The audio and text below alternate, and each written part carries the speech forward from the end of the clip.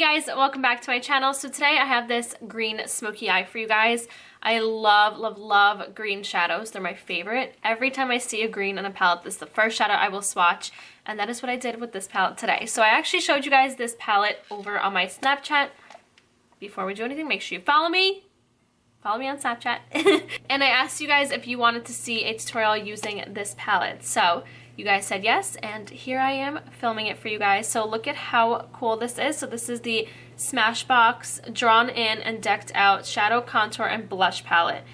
And look, it moves! How cool is that? So it's huge. It's like the size of my head.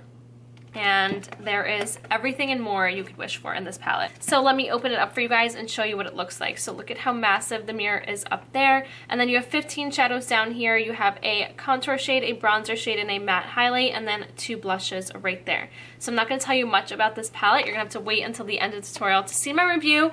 And if you guys want to stick around to see how I got this look and check out my review at the end, then just keep on watching. I'm going into the Smashbox Drawn In Decked Out Shadow, Contour, and Blush Palette. The first shade I'm picking up is Wheat. With my Sigma E40 taper blending brush, I'm going to run the shadow through my crease, and this is going to be our transition shade. I'm now going into Almond. Now switching over to my Sigma E38 diffused crease brush, I'm going to start running the shadow through my crease and going back and forth. And then doing circular motions to start further blending the shadow out towards the top of the crease in this outer corner. To add some darkness to my crease, I'm picking up Rustic. And now I'm packing the shadow on into my crease and kind of this outer corner with my Sigma E25 blending brush. So if you notice what I also do as I get darker with the shadows, so my transition shade I'll use a really fluffy brush, then I'll get a little bit darker, I'll use a slightly more fluffy but denser brush, and then as I get to the darkest shadow I'll use like a really nice dense brush like this. And that kind of just really creates a nice deepness and darkness to the shadow and just applies more. So I'm blending this through the crease, and I'm kind of like making sure my lid is kind of open enough where my crease folds over my lid, because I want the shadow to kind of fall onto my lid, because that's just going to allow the other shadow to really blend nicely into that crease. And then I'm just going to start blending this out. I'm now picking up Almond, but I'm picking that up on my Sigma E40 just because I really want it nice and fluffy just to distribute and blend out these two shadows. I'm going to finish off my lower lash line before I finish off my lid. So I'm going to pick up Almond with my E54 medium sweeper brush by Sigma and just run that along my lash line. And then picking up Rustic to really nicely darken up this lash line and smoke it out. Now for this gorgeous green, I'm picking up Serpent. I'm picking up this shadow on my Sigma F70 concealer brush, and I'm going to start first just packing this on all over my lid.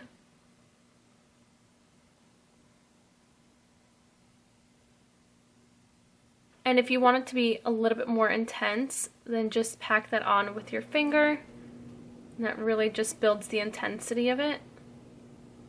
And then I'm just going to take this pointed defined crease brush by Makeup Geek and just really lightly buff the edge of my lid and my crease just to make sure that this green really just blends nicely into my crease shadows.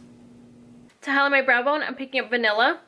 I'm going to highlight my brow bone using my Sigma E32 Exact Blend Brush, and that's also going to help clean up if I brought the crease shadow a little bit too high up to my brow bone. To highlight my inner corner, I'm picking up Champagne.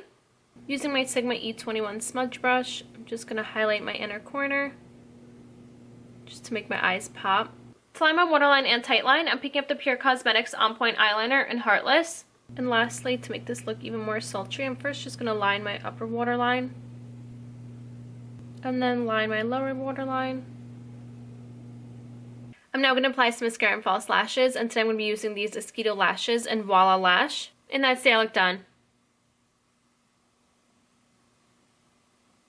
Okay, so I'm looking flat. There's no highlight, no contour, no blush, nothing but foundation and concealer. So let's bring some life into this face. So I'm going to go back into this palette, and I'm going to pick up this contour shade right here.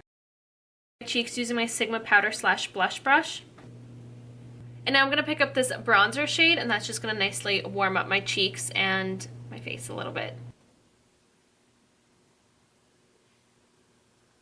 for blush, I'm going to pick up this blush right here. So it's kind of like a peachy apricot shimmery blush.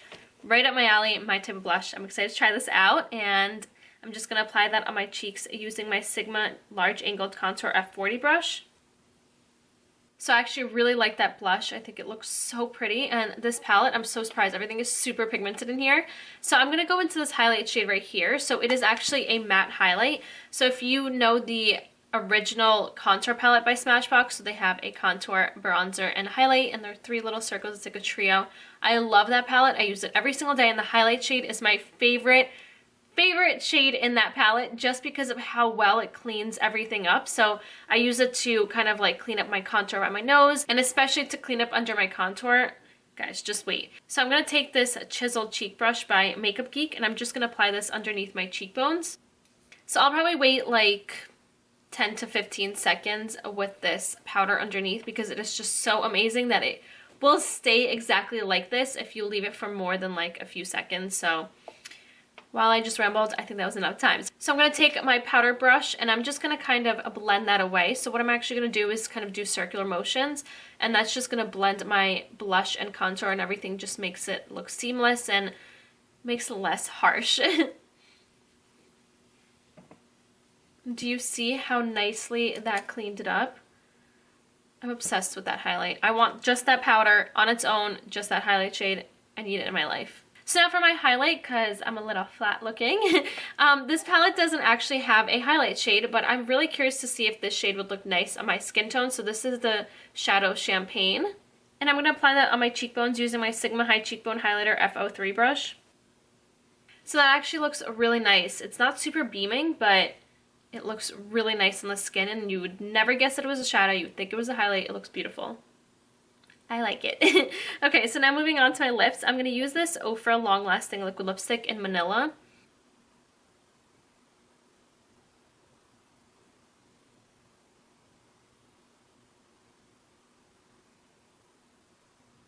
And that is it. This is the completed look of my dark green smoky eye. I hope you guys enjoyed. Okay, so now let's talk about this palette. So I love how big this mirror is.